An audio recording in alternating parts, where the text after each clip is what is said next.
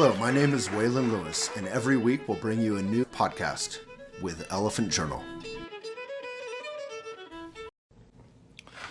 Hey friends, this is Waylon Lewis, and I thought we could talk about compassion today, about equity, about solving, say, like 10-30% of the climate crisis, about yummy food, about all of those things in one.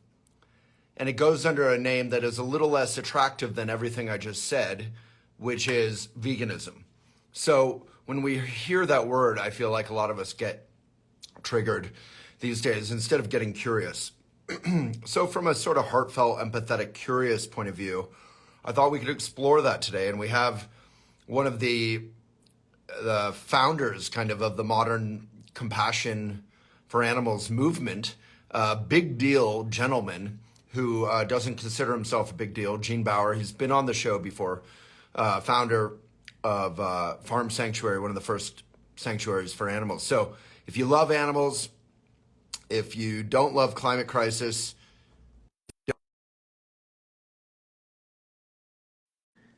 being cruel, if you love your dog, your cat, hopefully this can be a conversation for you. I want to keep it pretty simple and just kind of focus on Gene's story. And then, Gene. Hey, how's it going? Good. Do I have to turn this other direction? There you go. All right, man. Gene has the rare power of standing sideways at any moment. That's right. Yeah. All right, there we have it. Okay, good. This is not something I do often, so it's good to see you. I'm glad this thing is working. Yeah, I love it. It makes me think of like Inception or something when they're like running on the walls. Yeah, right. So, Gene, thank you so much for coming again.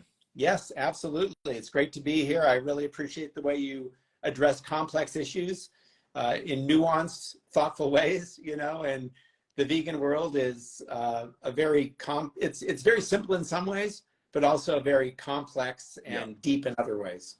Yeah, so I was biking home just now and I was thinking, we kind of, Molly, who runs our talk show, our podcast and video series, and I were talking about all these different angles we could do. And I just look to you as someone who, you're kind of a founder of the movement and, just very simply a very caring person. And I think, first of all, it might be nice for people to hear a little bit about your story and Farm Sanctuary, but I kind of want to get to a place where I can just ask you some questions like, why is it so hard for us to just care about animals? Why is it so hard for us to just care about animals? How do we kind of share the message of veganism without, getting into endless kind of conflict? But how do we just kind of share that simple, caring love that everyone seems to find easily for their dog or their cat or their goldfish or whatever it is, but we find so threatening when we extend it to our plates? So before we get there, first, for those who don't know, who are you and what the heck have you been doing with your life? My name is Gene Baur. I'm the president and co-founder of Farm Sanctuary.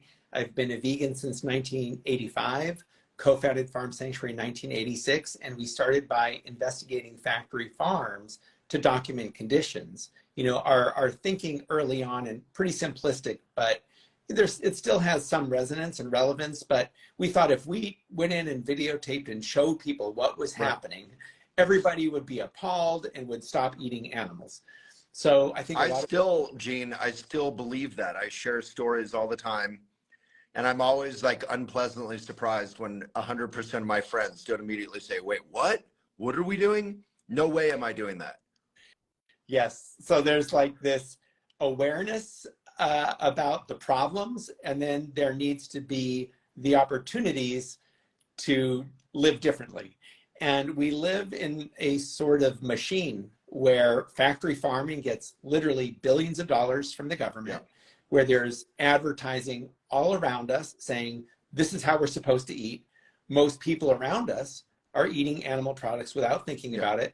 I grew up eating meat without thinking about it. I grew up in Hollywood, California, and as a kid, I actually did commercials for McDonald's and for the dairy industry without even thinking about it. Now, I was do you have those videoed? No, so I was an extra, so I was in the background. I wasn't like, you know. That would be so good to use in some advertising or something. But it really speaks to how, look, I was part of believing that eating animals was fine. I was participating in it. I was brought into the machinery of it. I did commercials for McDonald's, and I remember they even had this whole building outside of Los Angeles. There was a full McDonald's restaurant specifically used to film McDonald's commercials. And I remember being in this commercial set, right? Yeah. And it was like a McDonald's. And some guy walked in off the street and he got in line and he didn't realize we were shooting a commercial. Didn't have any food? He got in line and he, you know, ended up being asked to leave because, you know, it's a whole commercial. But so no, he didn't have any food. Yeah. But so anyway, yeah. Yeah. So how did, I mean, cause I'm the same way. I grew up, you know, I'm 190 pounds and 6'3". Grew up playing baseball, basketball, you know, loving bacon. I was allergic to milk, but, you know, definitely wanted to drink it. Thought it was healthy, calcium, all that, you know, milk is a kick, all those commercials. Like, how did you sort of, like back in 1985, I'm assuming it started in 83 or 84, it was gradual. How did you sort of wake up from that? And I mean, that's pretty special because, you know, if your vegan card goes back to 1985, like, what were you doing differently? What were the circumstances that allowed for that? Well, for me, it was really an incremental process. And it started when I was really young, growing up in the Hollywood Hills, seeing the harms that human beings were causing to wild animals that lived in the neighborhood. I remember a deer, for example, getting caught in a chain link fence in a neighbor's yard and being killed, and how that was viscerally upsetting. I remember seeing a beautiful oak tree in the neighborhood cut down so a house could be made bigger. That was viscerally upsetting. And, you know, I was born in 1962, so the Vietnam War was happening, the Cold War was raging, and I was thinking, you know, what are we doing as a species? We're causing harm to animals, to the earth, to ourselves. Doesn't make sense. And so I basically didn't want to be a cog in a wheel causing so much harm. So that was the initial instinct. Was that sort of your parents, or was it some book, or like what made you feel like actually notice the oak tree or notice the deer and care? It was my gut, you know, it wasn't anybody telling me anything. Wow. It was just me seeing this and being hurt by it, you know, seeing a beautiful, beautiful tree cut down, seeing this deer struggling. It just hurt, you know, it just hurt. And, but then, you know, as we grow up, we become acculturated to, well, this is how it's supposed to be, you know? And I remember like with war, we're killing people, but, you know, in church they say thou shalt not kill. So how does that fit? And I didn't quite get it, and it didn't fit. So I, over time, just started questioning certain assumptions, questioning some of the things I was being told. And the first time I heard about factory farming was when I was in either grammar school or high school, and my grandmother told me about how veal calves are raised, chained by the neck in crates for their whole lives. And this was in the 1970s. And I said, I'm never eating veal. That was my first kind of inclination about factory farming. And then another— How old were you then? I'm gonna guess early teens, early teens. And then later on, this is maybe I'm about 16 or 17, I had come home and I remember my mother had made a chicken dinner, and I saw this dead chicken on the plate on his or her back, just laying there. And I saw this dead bird. And that evening I didn't eat chicken. And for much of the rest of high school, I didn't eat much meat. But that memory faded and I kind of got back into the habit. I mean, everybody around me was eating meat. And then in the early to mid 1980s, I did some traveling around the country. I got involved with various activist organizations. I learned more about factory farming, heard about Frances Moore Lepay's book, Diet for a Small Planet. Yeah, we've had her on this show. Yeah, she's great. She is. Yeah. And just how inefficient animal agriculture is. Yeah. And which is interesting right there. I don't want to, there's so many rabbit holes, but you casually say how inefficient animal agriculture is. We're bred and we're brought up to think like, this is how it works. It's the most efficient thing you can eat. It's fine. But it's not cooking the whole world, destroying. Yeah. Yes, it's so there's these narratives out there, Yeah. these beliefs out there, these myths out there that we grow up with. And, you know, one of them is you need meat for protein. You need cow's milk for calcium. And when I learned that those were myths and that I could live well without eating other animals, that was the final straw. You know, I'd been uncomfortable with factory farming, didn't like the whole system, but didn't really understand that it was possible to live as a vegan. So I went vegan in 1985. I thought, if I can live well without causing unnecessary harm, why wouldn't I? So that's what the... I missed something there. So the big step of becoming vegan in 85, I mean, other than Francis Moore Lepay's book, like what kind of guidance was there out there for like how to eat healthfully, or was there any kind of social support for that? I'm assuming no. Not much. I mean, there were like folks at PETA, the animal rights people, you know, that were vegans, and there's a vegan society, and there's, you know, the old hippie vegetarian cookbooks, and you know, the co-ops. Yes. I have Moosehead over here. Yeah. So there were these individuals and organizations and folks that were thinking this way and challenging our food system, but it wasn't nearly the movement it is today. And you know, vegans are still very much a minority point of view. Back in the 1980s, that was even more so the case. And but I remember in 1998, I'm pretty sure it was, being in Boston, and I remember the exact street I was on and who I was talking to, and I remember someone telling me what vegan was. I didn't know what it was. Yeah, what it is it's an aspiration to live as kindly as possible. It's an aspiration to live as kindly as possible. And it's not an ingredient list, although certainly we don't want to support certain cruel industries by buying products from those industries. But it's really an aspiration. And it also recognizes that as human beings, we're all imperfect. Even the most vegan is not perfect. And that's okay. But we can always try to do better. And so that's why for me, being vegan is really an aspiration. I love how the story starts with that oak tree and, you know, the deer in the fence, because I think, you know, connecting with my second question, which is, you know, more about if it feels so simple and so good when you are vegan and when you're just in that place of caring or compassion or love, feels so natural. There's something inherent about it. Like when you were a kid, no one had to tell you, not even your mom or dad, to care about that oak tree or that deer in the fence. Like there's something, I remember when I was like 6 or 7, I went vegetarian. I didn't know what that was, but I went vegetarian. I got really mad when I realized like the sausage, I think it was, that I loved came from an animal that I was reading about during the day in my children's books. I was like, that's crazy. I thought it was crazy.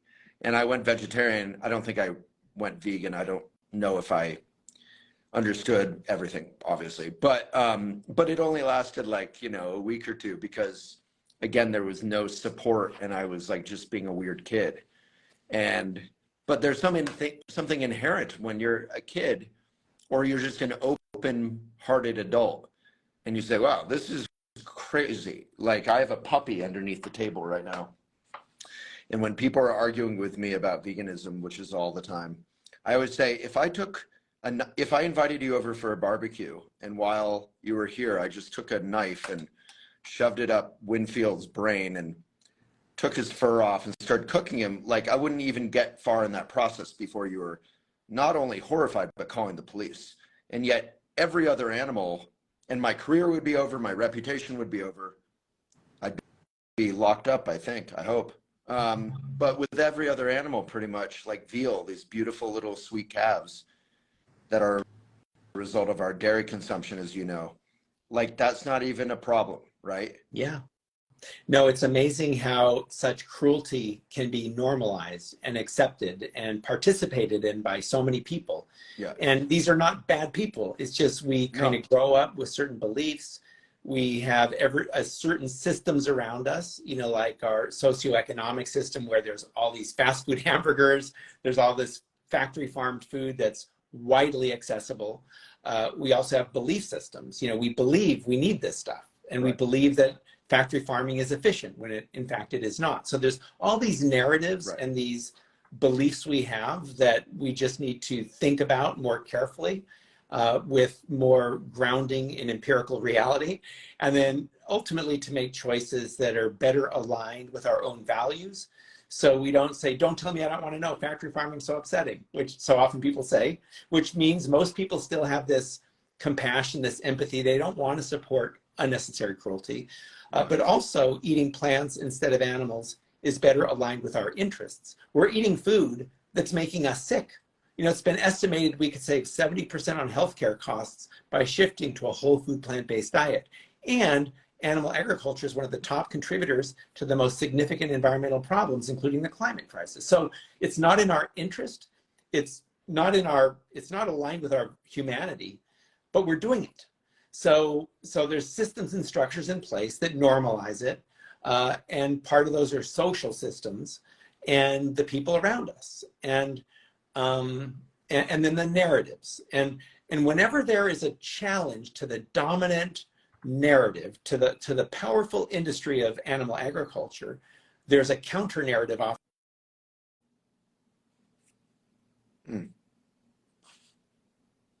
Just lost your volume. I'm not sure. Can you hear me? Okay, you're back. Yeah, okay. So we're challenging a dominant system, a dominant economic system, a dominant belief system. And so when there starts to be challenges to that dominant system, such as the dairy industry, and one of the challenges is almond milk or soy milk or other plant milks, one of the big narratives now is that almond milk uses a lot of water. Right. Fact is, cow's milk uses more water, but that really speaks to the ecosystem, the machinery we exist within, where the media is part of promoting certain ideas, and they comport with the mainstream beliefs. And challenging mainstream beliefs is not easy, and that's what vegans basically try to do. So yeah, there's so much there. I mean, right now in Boulder, Colorado, the air is hazy. You can barely see the beautiful mountains because of wildfires. We had 1,000 homes burned down in the middle of winter 2 years ago here in Boulder. Costco and a hotel burned down. You know, Lahaina and Hawaii just burned down. Everyone is concerned and compassionate about that, but very few people are connecting that with climate crisis, let alone,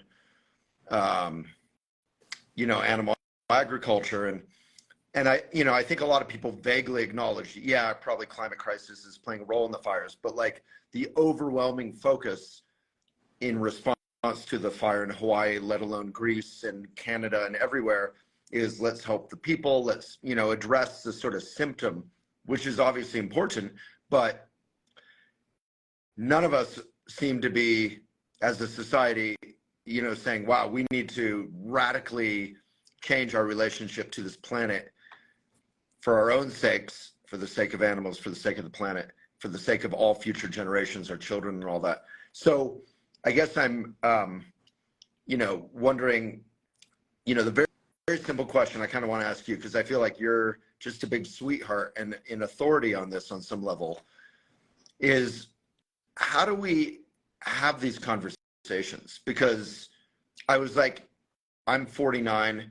I feel like by the time I'm dead, if things go really, really well, maybe I was thinking on my bike right here, like, you know, the climate crisis is going to go crazy. Food systems are going to kind of fall apart. Factory farming, maybe, you know, maybe 33% of the market might be vegan, but that's still an epic amount. That's billions of animals being tortured and killed every year. So how would we get to, you know, 90%, 80%, 70% in the next few decades? Obviously, it's grown so quickly, so it's not hopeless. I had Miyoko on here recently, but, you know, what's your advice for all of us who do care to talk to others about it? I think empathy is critical in understanding that people who are behaving or participating in habits that are so harmful are, you know, maybe afraid of change, and just provide the tools. And also recognize that, you know, it's been said that human beings are rational animals, but it's probably more accurate to say that we're rationalizing animals, and we start rationalizing things we don't really feel good about. So, I don't want to think about factory farming, but I need meat. So that's a rationalization. So just in providing solutions. So part of change, I think, occurs when people learn about something and learn about a problem. But sometimes if somebody learns about a problem and they don't know what they can do about it, that's a very tough place to be. So they get depressed. Depressed, feel hopeless, feel despair. But if people know there's something they can do, that makes it a lot easier to talk about the problems. So bringing vegan food to community gatherings, bringing vegan food to family gatherings, just showing what it tastes like, and maybe not announcing, hey, this is vegan, because sometimes people will emotionally react to that, but just showing people that vegan food is tasty, it's satisfying, it's not that hard to get. Then when people try that, they're much more open to the other more challenging issues. I've had people say to me, oh, I could never go vegan. But after they try something tasty and vegan, they say, oh, I could do it. And so you really want to get people into this space of, oh, yes, I can, as opposed to, oh, I never could. And so part of empathy, I think, is recognizing that people have fears and people have perceived obstacles. And it's a matter of just helping to break down those obstacles and create opportunities. And so everybody's different. For different people, different issues will resonate. Some people, especially as people start getting older, health becomes a significant issue. But the climate crisis, our earth is burning. That's really important for a lot of people. Cruelty to parents, for young people, parents. Yeah. Climate has got to be, one of the top issues now. Absolutely. For all of us, it's relevant. Hopefully, but I mean, top of mind or heart. Yes. Some of us is very, if you have a kid right now who's, 10 years old or something, you got to be concerned about climate, whatever your political background. Yes. I mean, all of us, it affects all of us. And like you say, young parents with kids, it really is a relevant, critically important issue. And so I think understanding what is important to people and speaking to people about issues that they care about, and then also providing what you can do about it. Because knowing that things are really bad is part of it, but unless there's a way out, it's very difficult to have those conversations. Yeah, I really love what you said about just, bringing vegan food over and not making a big deal about it being vegan if you even don't even say it. Like here in Boulder, we have the most unbelievable gelato. And they have vegan and non-vegan, but some of the most popular flavors with everyone are the vegan flavors, and they're unbelievable. They're fantastic. And I feel like that, or donuts, I have a vegan donut here. I miss lunch. And, that kind of thing, everyone loves a donut, right? So the restaurants, in a way, the food is a big way to convert people, because I think a lot of, like you said, the hesitation or the rationalization is people saying, I can't give up my butter. I can't give up my XY, my croissant. We have organic vegan croissants here in Boulder that are as good as anything I've ever had in my whole life. So, that makes it a lot easier. It sure does. It sure does. Yeah. And we need to create a subsidy system, though, that makes the animal products more, oh my, donut. But the subsidy system makes factory farms and animal products widely accessible. So we need to change that so that these plant-based foods are much more accessible and affordable for more people. So that's part of the system we're in that we need to work on from a policy perspective. And Bill McKibben, Michael Pollan, I don't think either is probably vegan, but they've been talking about the Farm Bill and how kind of corrupt and out of touch it is. It is. The Farm Bill is, There was a survey done a few years ago looking at dairy industry income, and they found that 73% of dairy industry income came from government programs. I mean, that's ridiculous. And we have a glut of cow's milk. We have more milk than we can consume. So we're really pushing to export it. Now the USDA secretary is a former head of the Dairy Export Council. So again, there's all this machinery around it. But on the other side of things, the average US adult gets like 1/10 as many fruits and vegetables as they should. And we're not investing in fruits and vegetables. So this is an example of how the Farm Bill and the investments should be shifted away from dairy, from meat, from animal products into the kinds of foods we need more of, plant-based foods. So that's rational, but you know, agribusiness is very, very powerful, very entrenched in Washington, D.C. So I think change has to happen at the policy level, but also at the local level, at the individual level. All of it matters. Other than like Senator Cory Booker, we've had him on the show here. Are there any leaders in Congress or in politics in the US or elsewhere in the world that you know of who are vegan or advocates? Yeah. Jim McGovern from Massachusetts, not vegan, but he's introduced some good legislation on the food system. There's Adam Schiff is apparently vegan. I don't know that he's done much on the policy side. Wow. Regarding animal agriculture and promoting plant-based food. Jamie Raskin, I think, is vegetarian and very sympathetic to these issues, a representative from Maryland.